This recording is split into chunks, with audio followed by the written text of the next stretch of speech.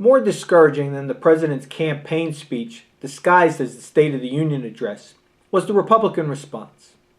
Though greatly flawed, the president offered some sound policy proposals, and his call for cooperation was spot on, despite falling on deaf ears. But such is the state of politics. There are areas ripe for political compromise, but with a major election nearing, the majority of slugs that hold public office will put politics ahead of the country's interests. I channel surfed after the speech, and it seems unanimous. I don't think the Republicans will be cooperating. And then there was the pathetic Republican response given by Indiana Governor Mitch Daniels. What a dynamo! I had to slap myself to stay awake. Few can match Governor Daniels' charisma, and those few would be George Bush Sr., Harry Reid, and Charlie Brown. But I've decried the obsession with style and the dismissal of substance, so it's hypocritical of me to criticize Daniels for his lack of style. Except in the case of Daniels' response, there was neither style nor substance, just the same old talking points propaganda. Daniels stated that President Obama cannot claim that the last 3 years have made things anything but worse. Regardless of your opinion of the president, only an idiot or an ideologue, which is a bit redundant, would say that things haven't improved. A more credible statement would have been to say that greater progress could have been achieved with better execution. But that would require an alternative plan more substantive than "don't pick on the rich." The governor's big line was the following: "We do not accept that ours will ever be a nation of haves and have-nots. We must always be a nation of haves and soon-to-haves." Really? I suppose that's why those at the top of the economic food chain continually jigger the rules to ensure that they maintain and even enhance their position. We may be created equal, but we only stay that way for about a nanosecond. Not everyone will succeed in life, and the government shouldn't be in the business of compensating for that fact. What the government should do is create rules that favor no group, enforce them, and assist only those who are truly unable to assist themselves. But enough of ripping the Republicans.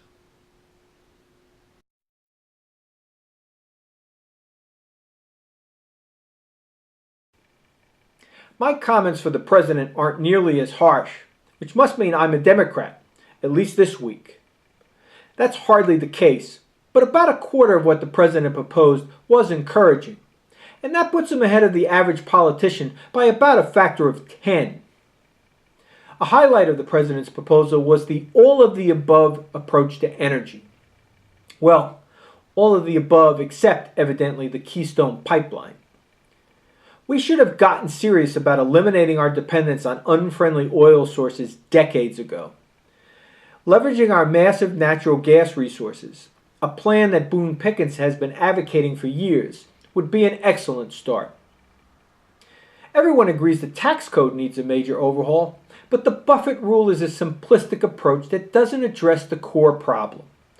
All it accomplishes is raising taxes on the wealthy, which needs to be done, but not with a blanket 30% tax on incomes of $1 million or more. A progressive tax model remains the fairest method.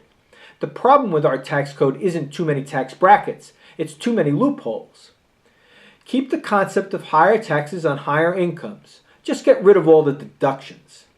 Everybody files an EZ 1040. President Obama proposed a series of tax incentives to spur manufacturing.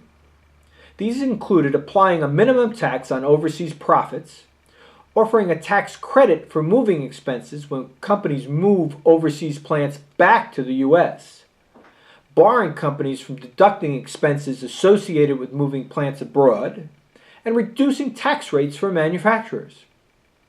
Let me respond succinctly. Stupid, stupid, stupid, and let's see, stupid. I refer back to my suggestion to simplify the tax code. Politicians love using the tax code to pick winners and losers. And by the way, the tax breaks that the oil industry enjoys, they emanate from special tax incentives created for manufacturing companies. In a global economy, companies put plants where they make the most economic sense. To manipulate the economics of those decisions by further distorting the tax code is folly. Let's make doing business in the U.S. competitive with the rest of the world by cleaning up the tax code, not further complicating it.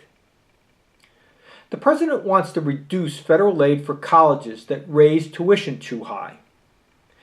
The only environment that rivals Washington in inefficiency is academia. I have no quarrel with reducing aid to colleges or the desire to get tuition costs under control. But the president's approach is tantamount to putting out a wildfire with a garden hose. Mr. Obama also plans to create 2 new government units, one to investigate unfair trade practices and another to go after large-scale financial fraud. Again, no quarrel with the desired outcome, but give me a break.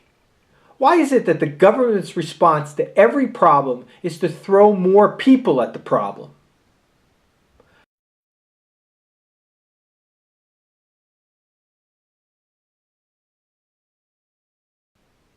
What? There isn't a government agency already responsible for looking at unfair trade practices and financial fraud? Can you say pandering? But such is the state of Washington, dysfunctional as ever.